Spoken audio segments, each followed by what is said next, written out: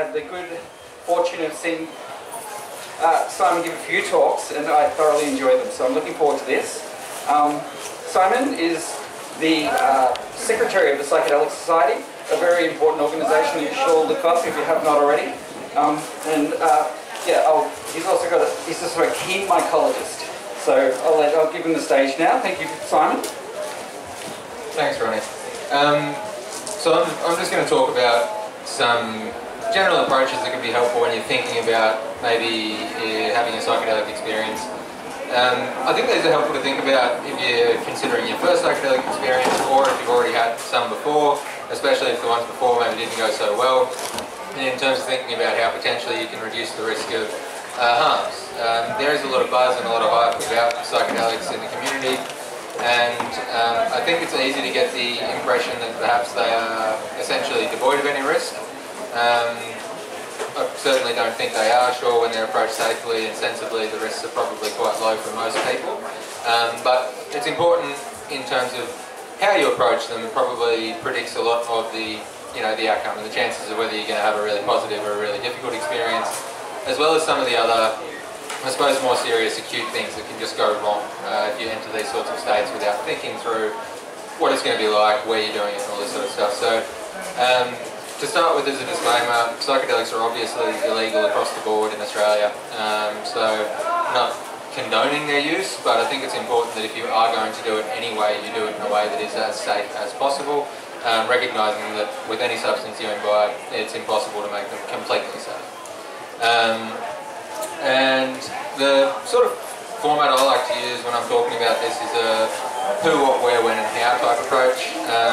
The broader literature about psychedelics tends to talk about set and setting, but I think unless you've read a lot about what those actually mean, it's quite difficult to put that into action and plan around it.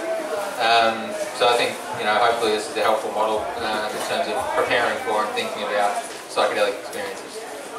I don't think this is going to take an hour, so I will chip in and try and get some feedback. Everyone who's been around, seen or taken psychedelics will probably have their own insights into aspects of safety when using them, so it's great to hear from other people as well. The who component of this is thinking about both who should or shouldn't take psychedelics, but also who you might think about taking them with or who you might think about not taking them with. From the perspective of who should take psychedelics, again, really difficult to sort of make any specific recommendations around that. All we can say is that there's quite a large body of evidence showing that for people even outside of clinical settings, when approached safely, psychedelics can have some pretty profound psychological benefits. There's far more published literature doing surveys of people who've taken psychedelics on their own and reporting the potential benefits for them than there is giving them to people in clinical situations to try and treat specific conditions. That is a relatively new body of modern evidence compared to the significant, there's survey data covering thousands of people who've taken psychedelics and asking them what the experience was like and what they got out of it. So there's a lot to turn to suggest and support the idea that these can be really beneficial experiences for a wide range of people when done sensibly. The caveat to that is that there are probably people, in fact, from my perspective, there are definitely people who shouldn't take psychedelics.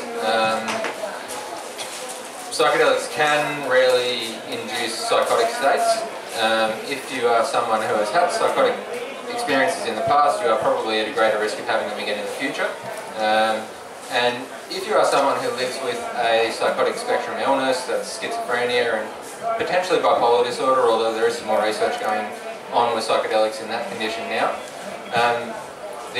the risk is probably quite significant that it may exacerbate the psychotic experiences that you're already living with. So there's probably a lot more risk involved in those situations. In terms of thinking about who you might take psychedelics with or who you might not take psychedelics with, it's important to remember that while you're under the influence of a psychedelic drug, you are going to be in a more vulnerable state of mind. That vulnerability comes in a few forms. Both you will be more emotionally vulnerable because you are going to be a little bit raw, some of your defences are going to be a little bit chopped off. You're also potentially going to be thinking about really difficult experiences that you've had in your life and really reflecting on aspects of yourself, aspects of your past, aspects of your relationships that can you know, it can be really emotionally challenging. It can be a really, really raw experience to have those things come up without the filters that we usually have applied in our normal conscious state. Having those sorts of experiences around some people might be helpful, like, you know, close friends, people you're really secure and safe with in your relationships. Having those sorts of experiences around people that you are uncomfortable with or that you have some unresolved tension with already may be too much. You know, you may find yourself in a very vulnerable state around people you already have some underlying discomfort being around. It's good to bear in mind because that might really influence the nature of the experience that you have with the psychedelic on board. It might take it down a much darker path than it might otherwise go down. The other thing to bear in mind is around vulnerability, that you're going to be more physically vulnerable.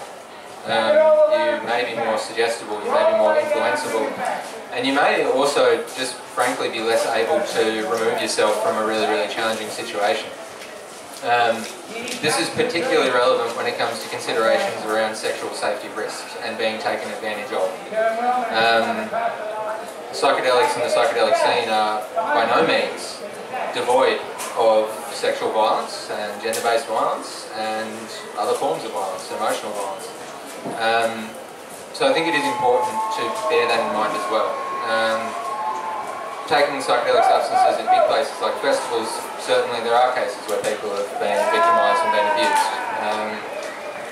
So I think, you know, again, in terms of thinking about who you might take them with, it's also important to think about who you feel comfortable with, who you know you will be safe with when you are in a more vulnerable state and less able to remove yourself from those situations, and perhaps also just less able to express your wishes, which is also important a bit later when we talk about, well, we'll talk about now actually, consent issues, right? Lots of people have sex on psychedelics. Informed consent in those situations is something that needs to be considered quite deeply. And that's the same with any intoxicating substance, right? If you are under the influence of something, there will be a point where you are not really capable of giving informed consent. It's important to bear that in mind when you are the one suggesting sexual activity, because the person who is receiving that request, you know, may actually not be able to express their true wishes. And that's the same if you're getting, you know, drunk at a pub or something.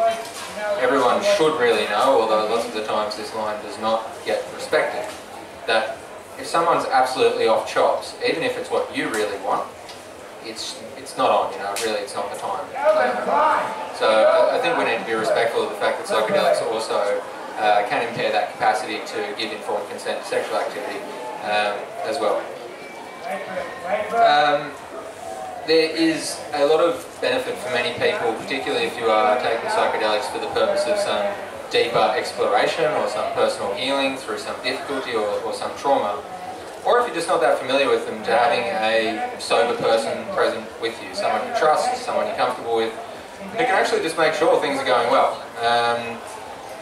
You might find yourself in a state where you can't even get up to walk to the kitchen to get yourself a glass of water when that's really what you want. Or if you need a bit of sugar, that you can't actually figure out how to get the apple and eat the apple.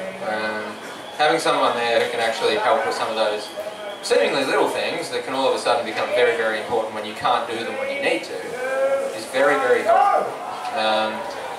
It's particularly helpful if the person that's sitting with you has a lot of familiarity with the psychedelic experience, particularly with the substance you are taking, because they are all a little bit different. So if they know what the norm is, they can both comfort you and provide you with some reassurance that what you're experiencing is just part of the normal experience, which can help a lot when you start freaking out that what you're experiencing must mean things are going wrong and this can't be what anybody else has ever had.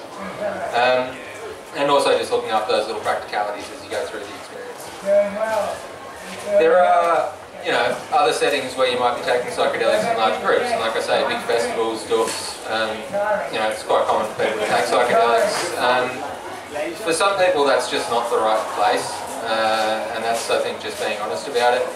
And, you know, some festivals are probably going to be maybe safer places to do that than others. So just thinking about what that group dynamic's going to look like, how comfortable you're going to be around large numbers of people, particularly complete strangers, and particularly strangers who might also be intoxicated with other things. How's that going to feel? what is, after 2.5 days of duk duk duk duk duk going on in the background, going to feel like when you take that acid and you haven't slept properly for 2 days already. You know, got to sort of be quite sensible about that, because these things can go dark, and that can be a really unpleasant, potentially traumatic experience.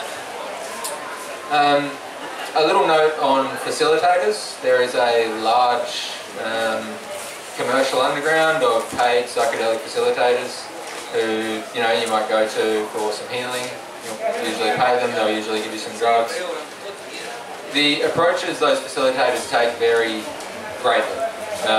You know, some facilitators might do this one-on-one, some might have one giving potent psychedelics to 25 people in a tent in the middle of nowhere with no toilet facilities and no consideration to, you know, any of those practicalities. So you really want to think those things through. Facilitators also all have a very different style.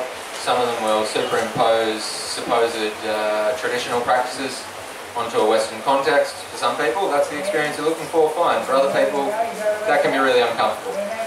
So you need to actually ask quite detailed questions about, you know, what's their approach, what's this actually going to look like, where are we doing it, what are the facilities like, how many people are going to be there, how many facilitators are there to the number of people that are going to be getting dosed. You know, how safe and sensible is it to maybe have 1 or 2 facilitators dosing a whole room of people? How much attention can they actually pay you in those situations? What happens if one of those people starts to absolutely freak out and have a very, very difficult experience? And how does that influence the experience of everyone else that's there? Are there enough facilitators there to actually take control of those situations and ensure people's safety? The Patch is another organisation in Australia that have released a very, very helpful book called How to Be Psychedelically Aware that covers a lot of that. The Australian Psychedelic Society also have a guide on our website looking at some red flags when you're looking at facilitators and how to choose a psychedelic support person, is what it's called. Fees also vary, so if you're paying lots of money and expecting a particular experience, you want to make sure it's going to be safe, you want to make sure you're actually getting what you are needing and what you are wanting. The next sort of thing is the what. The first part of the what is, what are you actually taking, and how do you know that's what you're actually taking? That is simpler with some things than it is with others. Natural products in their raw form, okay, that's a cactus. I can tell that's a cactus. I know the species of that cactus. I know it's got mescaline in it. Pretty straightforward. Increasingly when it comes to synthetic chemicals or extracts, there is a lot of adulteration of drug supply, and there is more and more adulteration of drug supply in Australia. Particularly with what's called novel psychoactive substances, which is things that are relatively new. There is just an ever-expanding list of designer drugs that are primarily being made to get around drug laws, particularly in other countries where they don't have the same type of laws we do here.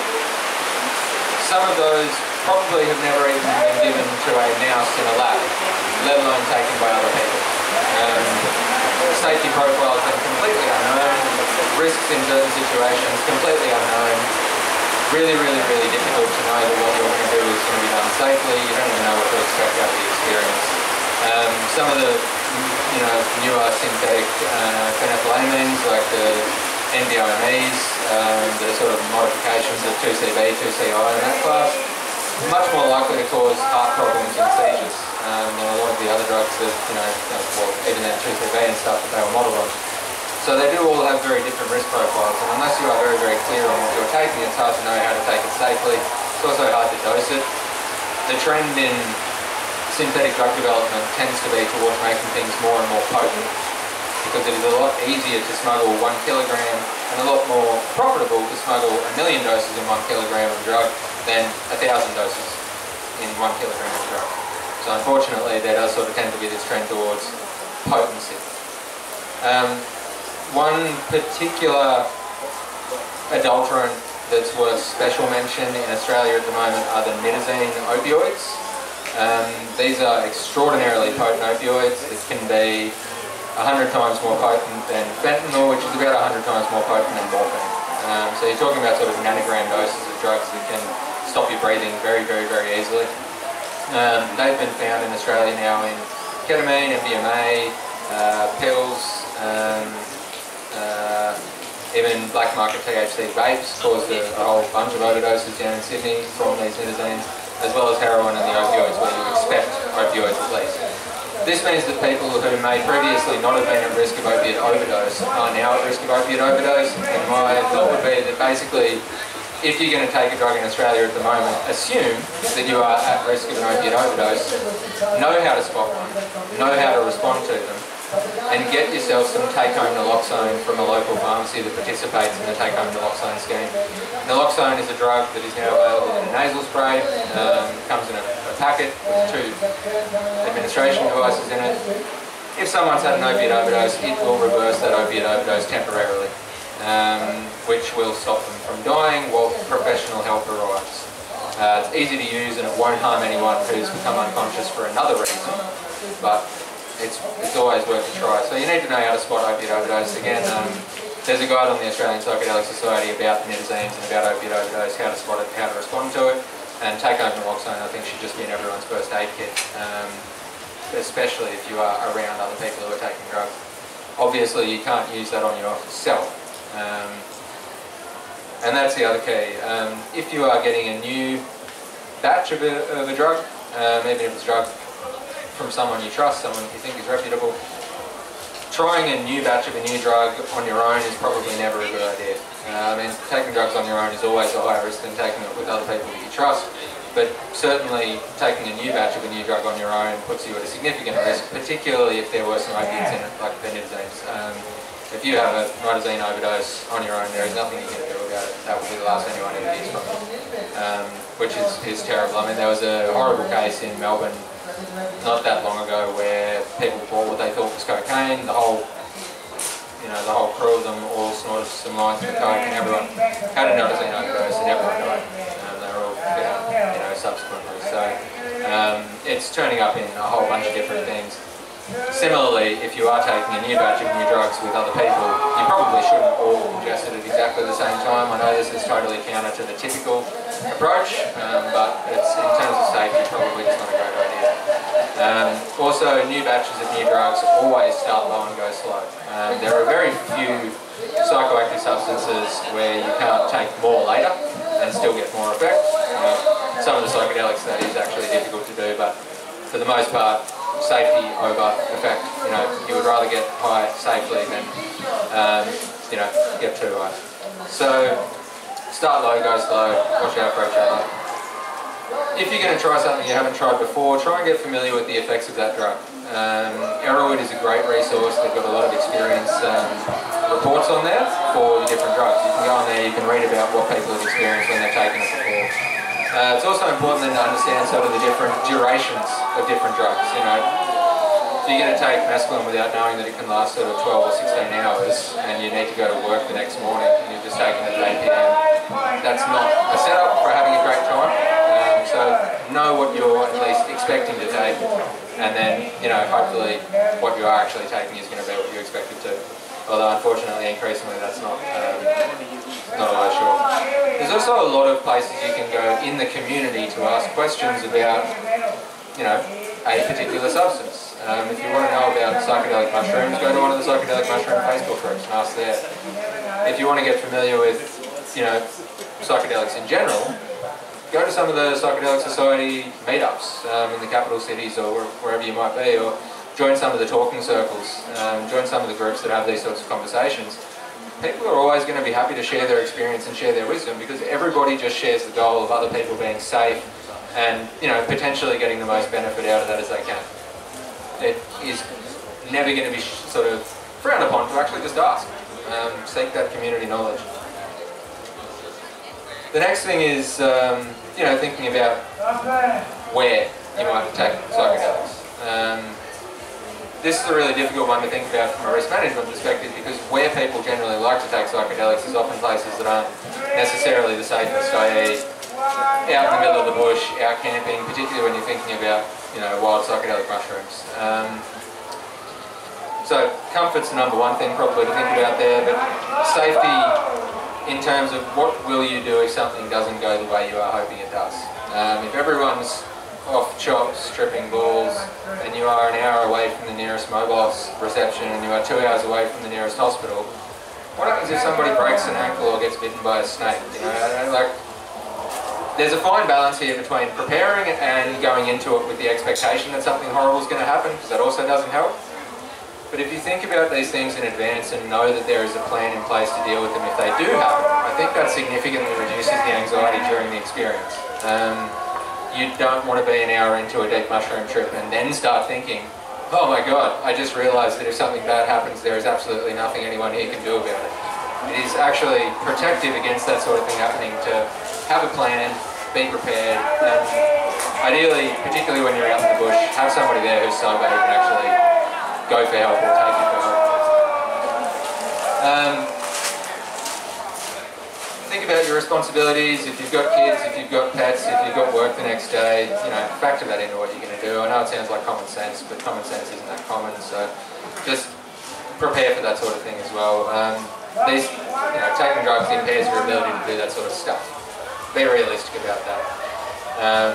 I think some people can be a little bit gung-ho, especially if they've had psychedelic experiences before, to just assume, I'll be right, I've done this before, I'll be able to handle it if I need to.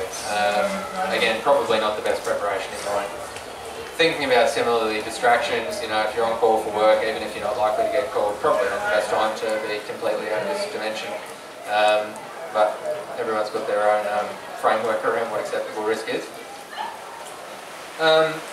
When to take psychedelics is also an interesting one, because a lot of people these days are using psychedelics to try and get some psychological benefit, often in a difficult period in their life. The flip side to that is that taking psychedelics during a difficult period of your life probably increases the risk of a difficult experience. That doesn't mean that people can't benefit by taking that approach, it just means that you need to, I think, be a little bit more prepared and have a little bit, at least some open awareness of the fact that if you've got a lot of stress, a lot of pressure, if you're really dealing with some difficult life decisions, the risk is higher.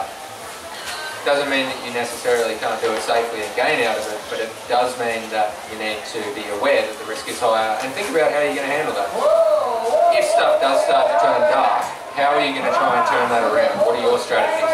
What items of comfort do you have in your environment that usually provide you with some support, some emotional nourishment that you might be able to use in those moments to ground yourself and bring yourself back into the present moment and out of that psychedelic state? Sometimes regrounding can be a really powerful way to avoid those distressing experiences getting more and more distressing and darker as the trip goes on. Unresolved trauma is another really interesting thing, because again, a lot of people are taking psychedelics these days to try and deal with some unresolved trauma, some difficulty. Timing is probably key there. If something has just recently happened, to bring those traumas right up to the surface, the risk of it becoming a very dark experience is again probably higher. So again, if you are determined to go down that path and try and use psychedelics to get through that, you might need some preparation. You might even need to see a psychologist or an integration specialist to do a bit of preparation work so that you're feeling comfortable for it. You might need to plan out a little bit more what your grounding strategies are going to be, or what your relaxation techniques that you might use during the experience to settle that down could be if that does start going down that dark path. And it again might be one of those situations where you really want a sitter with you who can actually help you navigate those difficult experiences if they get really challenging.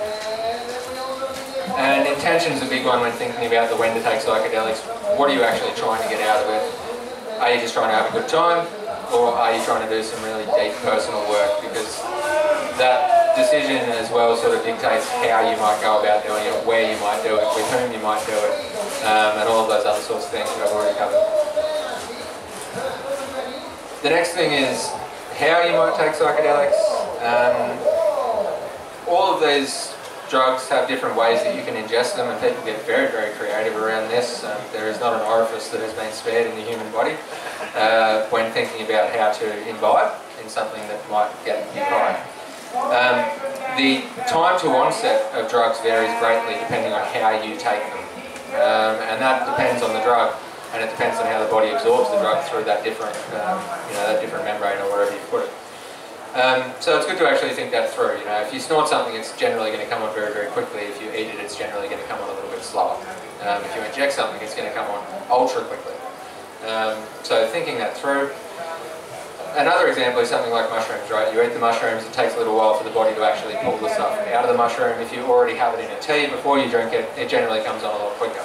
So you've got to think about that, because if you've just rocked up at the campsite and someone's going, righto, you know, first thing I've done while I've got here is going to pick the mushrooms, let's eat the mushrooms and then we'll set up camp.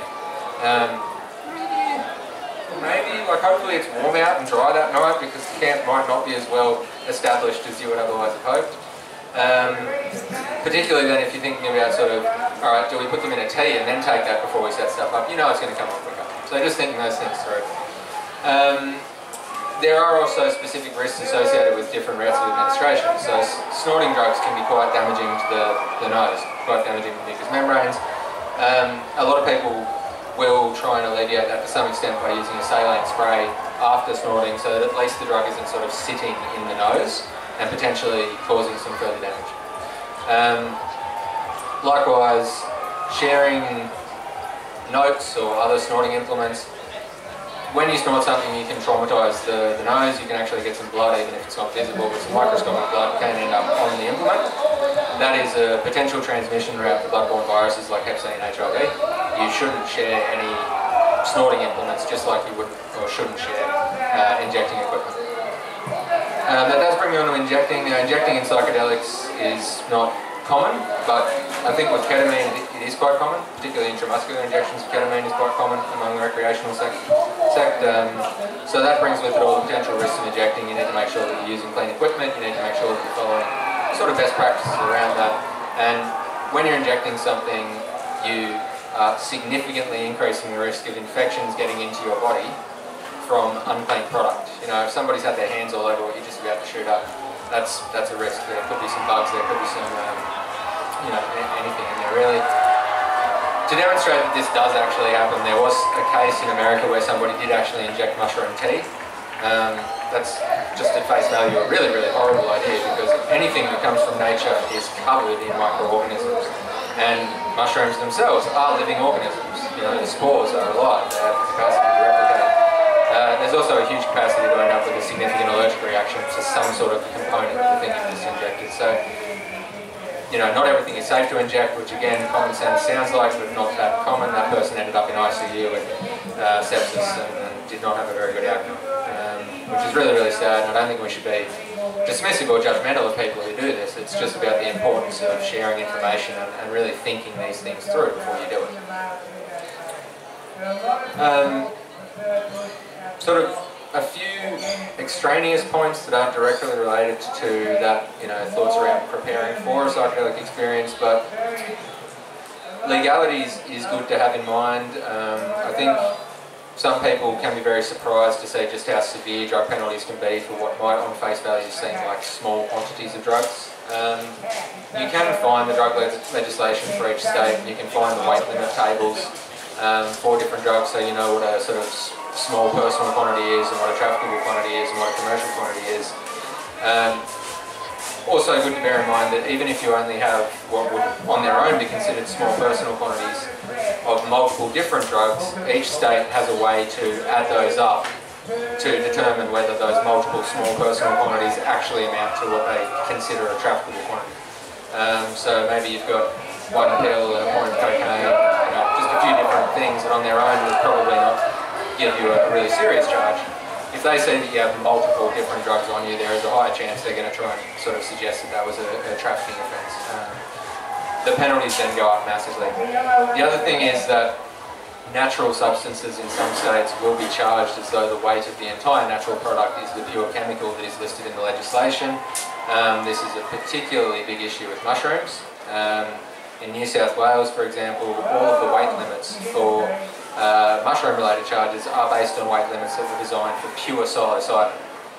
Now, in a dried mushroom, psilocybin content is probably 1%. In fresh mushroom, it's probably 1/10 of that. But you will be charged on the weight of the mushrooms as though that is all pure chemical.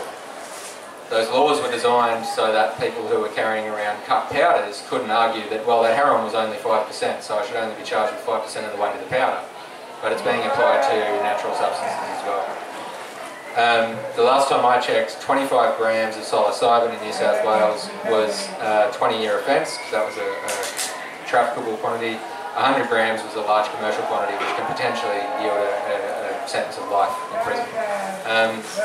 One single cubensis mushroom fresh out of the cow patty can easily weigh 50 or 100 grams. Yeah? So that means there can be an argument made that if you're found with that one mushroom, you have a large commercial quantity based on weight. That doesn't necessarily mean that once you actually get to court, that's the way it's going to be dealt with, but there have been cases of people, because you can't be bailed on those sorts of really serious drug offences. So you end up in remand, which means you spend the time waiting for trial in prison so that you can then argue to the judge that you aren't actually trafficking or carrying a commercial quantity of the drug. So there have been cases where people have spent quite a long time in remand. I know one case where somebody spent a very long time in maximum security prison on remand for, I think it was about an ounce of drug mushrooms, because that was over the commercial quantity. So good to sort of be aware of the specifics of the drug laws in the state. They are different state by state, so it's good to sort of have some familiarity. The other thing is with growing plants that contain a scheduled, like illegal substance in them, Queensland has quite different laws around the legality of just growing a plant that has an active chemical in it that's scheduled compared to most of the other states. In most states, having the plant growing, unless there is some evidence that it's being used or is intended to be used as a drug, is not usually a legal problem. In Queensland, that is not necessarily the case. You know, growing a cactus containing mescaline there can actually be an offence in and of itself, is my understanding. Again, not a legal expert, but good to be very familiar with your local state drug legislation. The other thing is, and you know, it's a prime area for it, but trespassing on farmland can yield very, very hefty fines from a biosecurity perspective. And trespassing and wandering around on farms without cleaning your shoes and all that sort of stuff does spread weeds, invasive species, fungi, microflora. There are invasive species of fungi that are being tracked by bushwalkers through state forests and national park that are becoming a real problem because they displace native susceptible species. So being aware of those sorts of biosecurity things helps both from a personal risk of being fined perspective, but also from an ecological standpoint. Don't trespass on farmland, basically. There's plenty of crown land where cows wander, and it's also, if you are going to want to go onto somebody's private property, go and ask permission. From what I've heard, a lot of people, when they actually do that, get surprisingly positive responses from the people they've asked. And it's not strictly about legality, but just be mindful of scams. There are a heap of scams online where people are openly sort of saying that they sell drugs. For a start, anyone that is openly advertising the sale of illegal substances in this country should be like an immediate red flag, because it might be a setup. If they are doing that, what are the chances that they get busted pretty soon, and how likely is it that they've kept your address and your purchase order and everything somewhere on a little black book? And it's more often than not actually just going to be a scam. You'll pay the person and they'll get the money, no drugs will ever come. You know, what are you going to do about it? So, like I said, didn't think that was going to take an hour. That's basically my sort of thoughts and my little approach, who, what, when, where and how approach to planning for and preparing for a psychedelic experience. There's heaps of great resources out there. You don't need to walk that preparation journey alone. Seek out, ask people that know, ask people that have experience. It's a vibrant, thriving, helpful community within the psychedelic realm, and anyone who's involved in this will be more than happy to try and make sure that you are safe and reducing your risk of harm wherever possible, and hopefully maximising your chance of gaining some benefit out of the experience as well. Again, last note, I don't want to give the impression that it's all doom and gloom. When approached safely, most people experiencing psychedelics have generally positive experiences, and even quite negative experiences can, for most people, be turned around. But there are people who are at greater risk, and also preparation is always going to be key. Put our hands together for Simon. We'll take some questions if anyone wants to put their hand up. I've got an extra long mic there. Up the back. Mostly one, like you were saying about the contamination of the supply chain that's going on, especially when it comes to COVID-19. Then I think that a lot of people may not be aware of the reaction lists and stuff. Especially if you're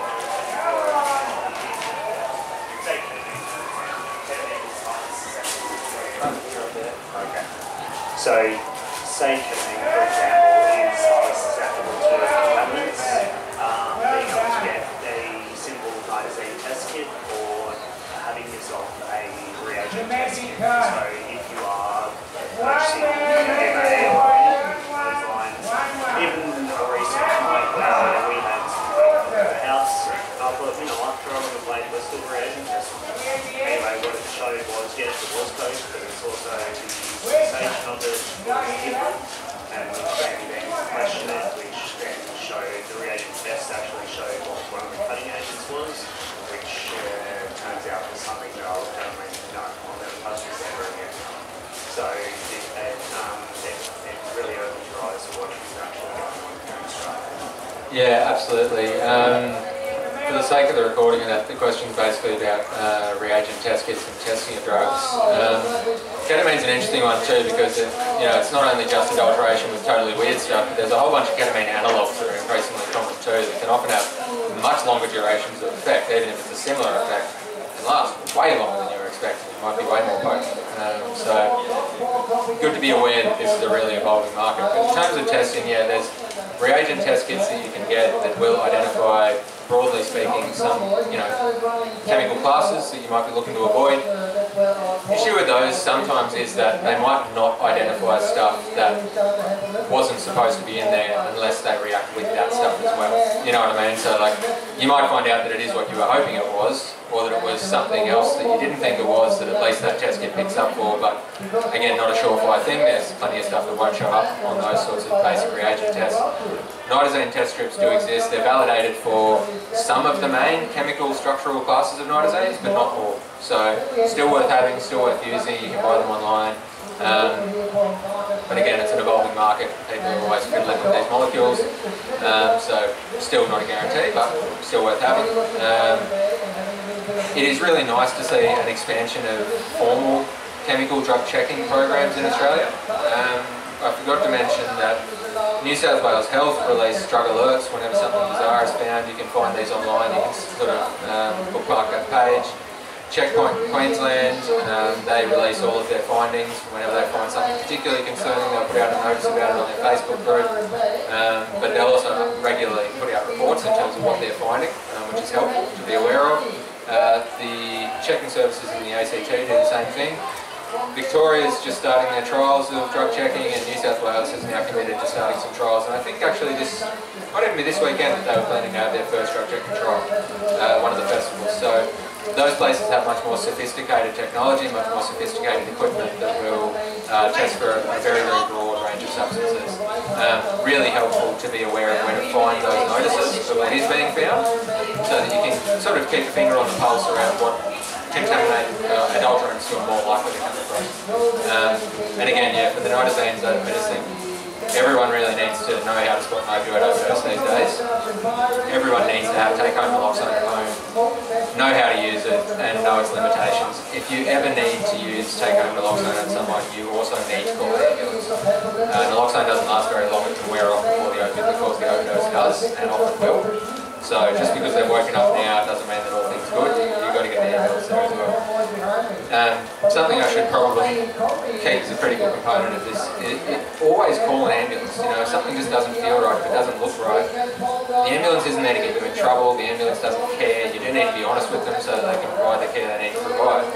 But police almost never get called, basically unless they think there's a broader risk to other people involved. The police are very unlikely to actually rock up. And bad stuff does happen, people do overdose, people do die. Just never hesitate to call an ambulance. I mean, shit, even if it's a decision between is one of us here going to cop a drug charge versus is my mate going to die here today, just call the ambulance. It's not, worry about that stuff later. It's not even a big worry, but certainly shouldn't be front of mind, right? Even as a medical professional, if someone with medical training is in a setting where people have taken drugs and something bad happens, you wouldn't ever try to manage it there. You would always still call an ambulance. You never know what that toxicodrome is actually going to turn into and what interventions are going to be required. So just never hesitate. If something doesn't feel right, get help. It's always worth it. We got another question at all? Mark? Yep.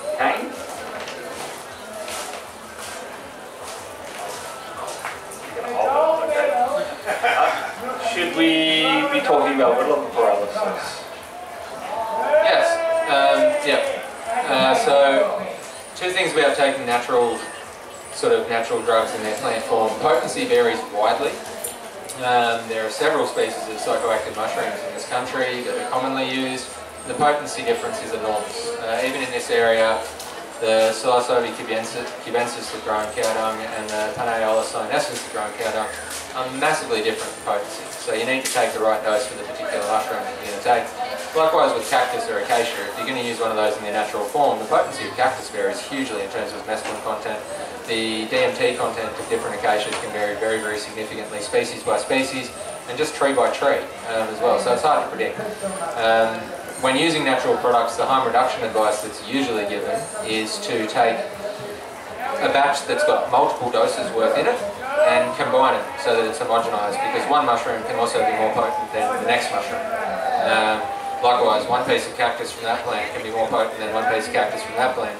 Rather than you taking that one and your mate taking that one, combine the two together so that the brew is at least homogeneous. You know, the amount of active chemical in any one cup of that is going to be the same. So that's a helpful way to approach that. What Kane's mentioning is a phenomenon that we are just sort of increasingly understanding now with Psilocybe subaeruginosa and some of the wood-loving species of mushrooms that do grow in Australia. They used to be thought to be mostly just down in the southern parts of the country, but you know, we now know they grow all the way up past Brisbane really, in temperate climates usually. They can sometimes cause a temporary paralysis that can be pretty profound, sometimes very, very, very profound, and that I think both of us, after spending a lot of time doing a survey of this and trying to get the first ever paper about it published in literature, because there is nothing about this in medical literature at all at this point, we both feel that it can probably be fatal. I certainly feel that it can be fatal in rare instances. And it can also lead to just a huge risk of personal injury and accident. We did a large survey. We had about 161 people or so who had wood-loves paralysis, described the experience in quite a lot of detail. You know, someone the next day felt like the paralysis had improved, which often happens. It feels like it's gone away and then it comes back when you start to use the muscles again. They jumped in their car, went for a drive, and then stopped being able to use their hands. Luckily they weren't going at high speed and they just let the car run up onto a pavement or a bank, but that's just sheer luck, right? Someone had taken them and then gone swimming, and while they were swimming the weakness started to set in. They just managed to get back to the beach and climb up above the waterline before they couldn't move at all. So something to be mindful of if you are going to take those mushrooms, the cold wood-loving mushrooms. It does seem like it's quite rare, considering how many people take those mushrooms, but it's common enough that it's becoming increasingly recognised. Again, just mostly in Australia we had 161 reports, and that's just people responding to a survey. We certainly see people talking about it on online forums a bit. That seems to be more prone to being localised to particular patches, so you know, again, our advice, harm reduction advice around that, if you're picking wood-loving mushrooms from a patch you haven't picked from before, and probably also for the first time you might pick from it in a particular season, go extra slow and extra low on the dose just to make sure that you don't get those sorts of weakness symptoms. And if you have picked from a patch and it has caused weakness before, it's probably going to do it again even in subsequent seasons, so probably best to just write that one off and move on. If you or anyone you know does have that happen, it'd be really nice if they could add the location of the patch that had the mushrooms that caused it to our iNaturalist project, so that we can try and sort of get some idea of where this is happening. And also, again, those patches should basically be considered no-go zones. So, you know, we hear people say, oh, I don't want to put my patch online because then other people will go and pick there. So, well, the advice should be that no one should go and pick there. That's why we want it online. So yeah, interesting phenomenon. Hopefully we'll have a paper published about that fairly soon. Is there any, do we know the mechanisms? No. Or the contamination or other? I don't think it's contamination. I think it's probably a genetic difference in mushrooms in particular patches. Yeah, maybe alkaloid. Yeah, well, yeah, whether it's an alkaloid or something else, probably is an alkaloid. There's some theories around what might be causing it, but really early days. And like I say, there's not even anything published in the medical literature about this existing. When we talked to some clinical toxicologists at the very start of wanting to do the research, the response from one of them was, can't exist, I haven't heard of it. Oh, well, a lot of people are saying that it has happened. So, you know. And when did this become aware in the community? How long has it been a sort of phenomenon? So the first published paper we could find that gives a pretty convincing case report of this was from Japan in like 1973. So it's not new.